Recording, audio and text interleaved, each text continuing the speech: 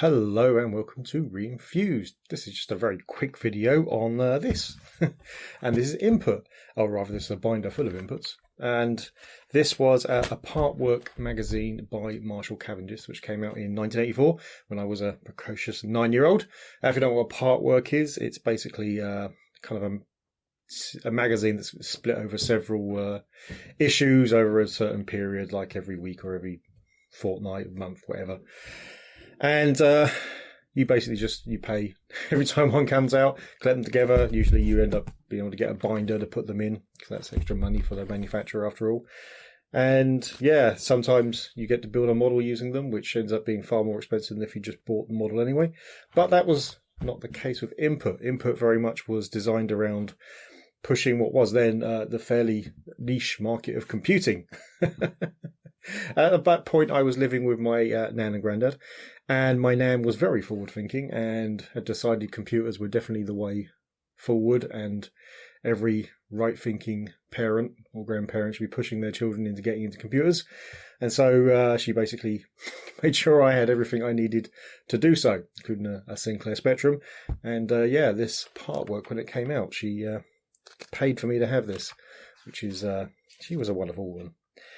Yeah, it's an interesting magazine. It basically, it had two basic areas. It would talk about lots of technology stuff, including obviously computing and some other stuff like robotics and what have you. But it would also have a programming section.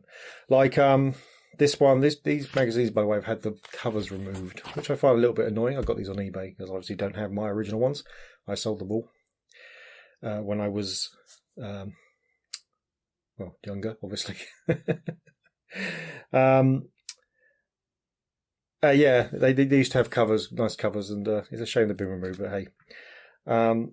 Yeah, so this one has Commodore and Acorn custom keys, so how to address the custom keys in development with coding examples of how to do stuff. Now, generally, because obviously this is just Acorn and Commodore, so you'll see there's little call-out boxes. I'll move this over here. There we go. There's all these little call-out boxes with special code for different platforms. They had that kind of all the way through, and there's the Acorn ones there.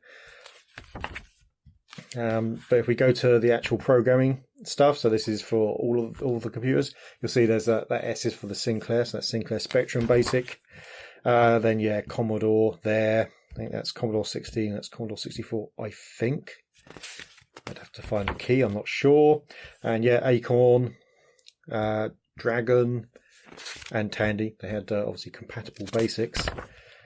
Yeah, and then these bits which would all kind of merge in. They would explain the code as well, so they explain all the different parts, obviously. And these bits here where they'd explain the code. Obviously, some parts, because it's basic, some parts were the same in the explanation, so they could merge all that together and explain it together, like for loops are basically the same in all versions of BASIC.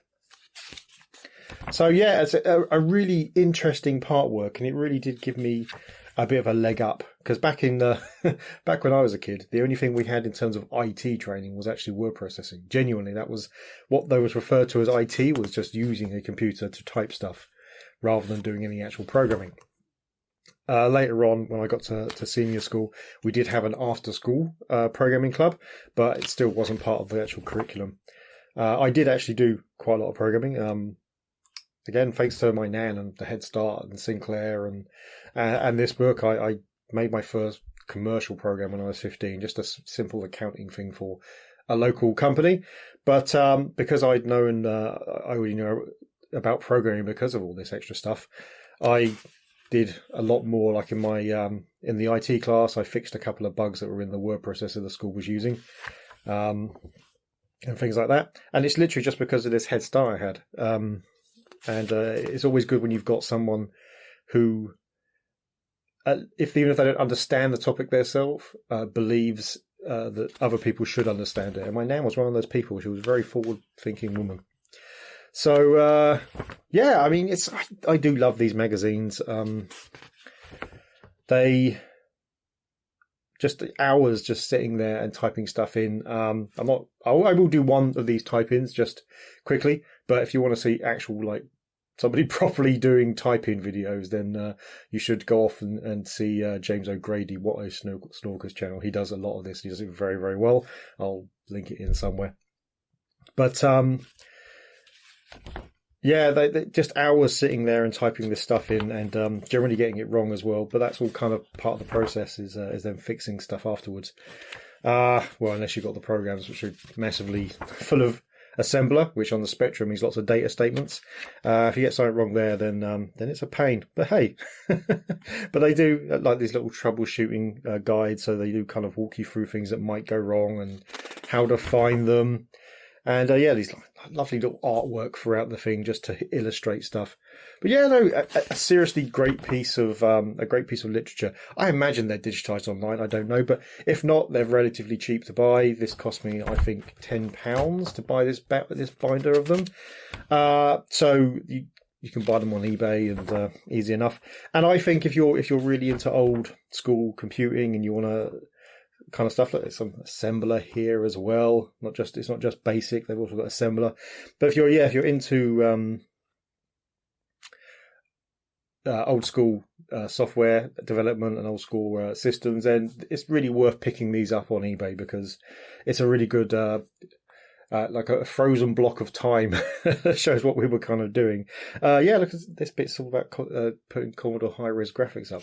So they didn't shy away from really complicated projects, which was really good and really kind of fit in with the time.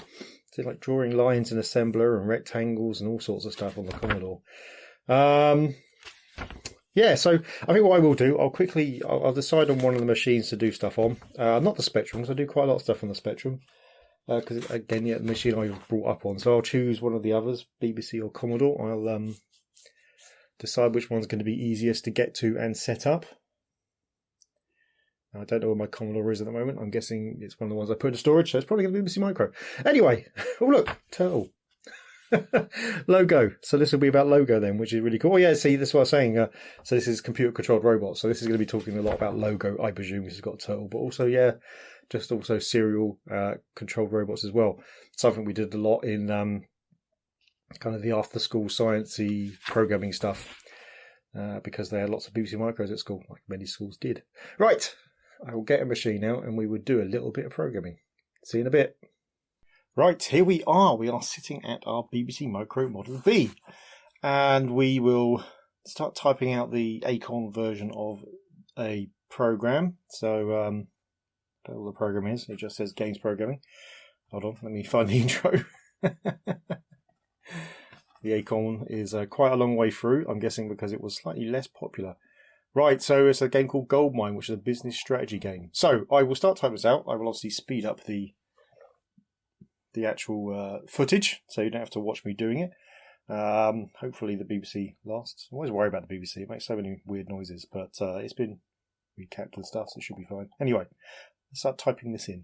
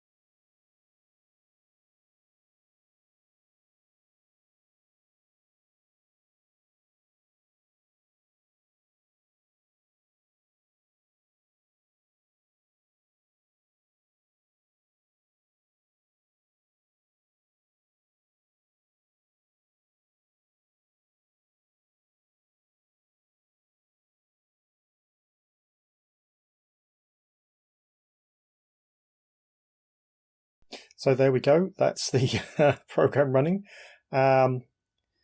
this is being done afterwards because literally after this point, I accidentally pushed the wrong button and lost the whole of the code after typing it all in.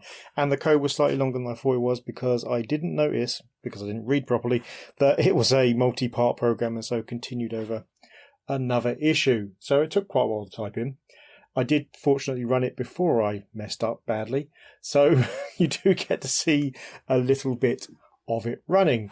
It's a bit messed up, but yeah, there you go. That's a video about the input magazines, which was the more important bit after all. So, you know, that's fine. Yeah, they're interesting books. If you're into old computers, especially old typing programs and stuff, they are definitely worth picking up from eBay. There did seem to be a few around when I looked. So, yeah, I do recommend it. Anyway, thanks for watching. If you enjoyed the video, please hit like. If you really enjoyed the video, please hit subscribe. If you didn't enjoy the video or you have something else to say, then please leave it in the comments below. Oh, and don't forget, we are also streaming on Twitch, usually every Wednesday, Thursday, Saturday or Sunday. Not every, that was a complete lie. But on those days anyway. We will announce it in Twitter when we do it. So yeah, catch us there. It's twitch.tv/Re-enthused and please follow us, etc. See you next time.